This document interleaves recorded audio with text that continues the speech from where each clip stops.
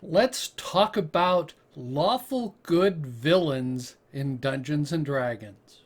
Welcome to my channel. I focus on tabletop role-playing games, video games, and science fiction. It is interesting to note that in the 5th edition, alignment has been reduced to a single page, rather than in some editions there's much more specified on it. And lawful good has basically 2 lines, but we'll just read the first one. Lawful good creatures can be counted on to do the right thing as expected by society. The second line says gold dragons, paladins, and most dwarves are lawful good. But the key is creatures can be counted on to do the right thing as expected by society. Okay, so what happens when someone who is lawful good is given a tremendous amount of power? They have the ability to mold society, shall we say, or to do what is the right thing as defined by society. So you have people who go, oh, drunkenness is not something we want. That's not acceptable by society. Therefore, we're going to banish all alcohol. That was the temperance movement in the United States. Caused some interesting problems with prohibition. And you run into other things where you prohibit other activities. You go in and say prostitution is illegal, so we'll kill all the prostitutes because they're obviously doing the wrong thing. And you run into, on the other extreme, which is today, that a woman can't control her passions, so therefore we have to do genital mutilation so that she won't be overtaken by her passions. That's happens in certain parts of this world today, unfortunately. So you run into these people who do it for your own good. That's the idea, that they're doing it for your own good. So this gives you the ability to create a fairly nasty villain who is doing things for your own good. And this gets into I wasn't really particularly happy with the movie The Minority Report, but it has some interesting ideas.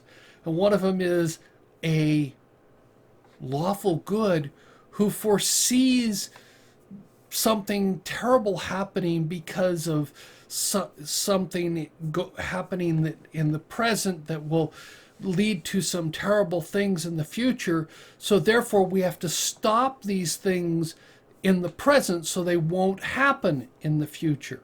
So you're stopping crime before it occurs because we're taking away those rights, that you have to think, that you have to only do the correct things. There's a lot of different fiction and movies on this sort of dystopian viewpoint. But you can introduce this into your world with a lawful good villain. They're only trying to do what is good for the good of the society.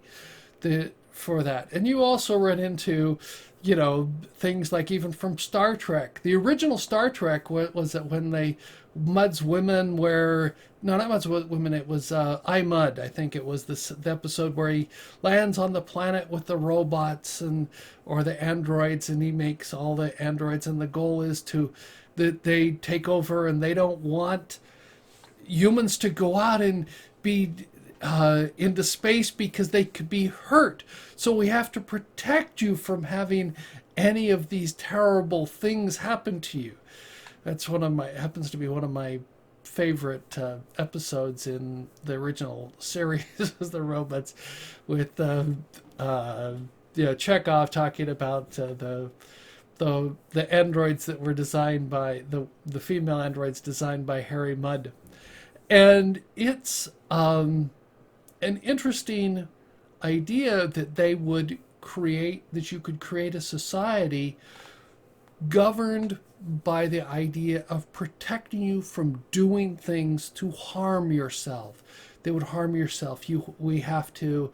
There was the idea in Demolition Man, another not great film, but had some interesting lines about he wants a cigarette, and cigarettes are bad for you, therefore they're prohibited, therefore they're illegal, and you can't have chocolate, and you can't have anything fattening foods because you could get fat and so on, so they're illegal. And you could create, and it's all for your own good. So this is an interesting concept that you could introduce into that. You can argue Torquemada, who was the Grand Inquisitor of the Spanish Inquisition, was doing it for people's own good. He wanted them to follow the straight and narrow path that he viewed that was there. There's some interesting arguments that he wasn't as bad as portrayed, but no matter what, he did exist. He did burn people at the stake because it was for their own good to cause them to repent.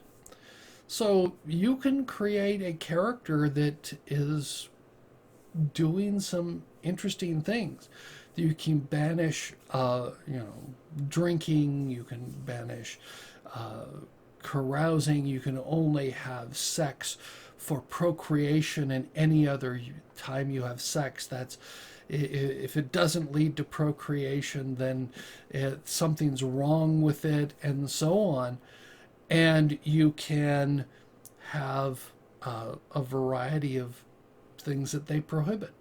Certain foods, certain kinds of music, because it can lead to that. And like I said, you can have everything up to genital mutilation, which is there. And that has happened on both men and women. And there are some other interesting discussions about some sects in the past where men would have to castrate themselves. Yes, there was the sect where men castrated themselves so that to lead into this type of things. And you have people who would beat and whip themselves. That gets into the asceticism and stoicism. So you can have a whole bunch of villains that are doing things for your own good. So what have you done with this? Has anybody put characters like this in Dungeons and Dragons? Have you had a campaign where your characters are fighting against the people prescribing the straight and narrow? I mean, this is an interesting topic, and it fits in with the one that was about burning heretics, because you can fit also the idea that you would burn people who didn't follow the straight and narrow path. I'd like to hear your comments about this. What have you done? I did Baron Ratham's Keep, where that was the outflow of evil, too much good in the world, and the druid was arguing that it needed to be more neutral, so we needed to put some evil back in the world. So what have you done? I'd like to hear the comments. Thank you for watching my video. I look forward to learning what you think about this video. Let me know in the comments below. I appreciate all your comments. If you like the video, give it a thumbs up. If you don't like the video, give me a thumbs down. I appreciate both forms of feedback. If you're new here and would like to subscribe, you can click on the icon on the left. If you're interested, there's more content on the right.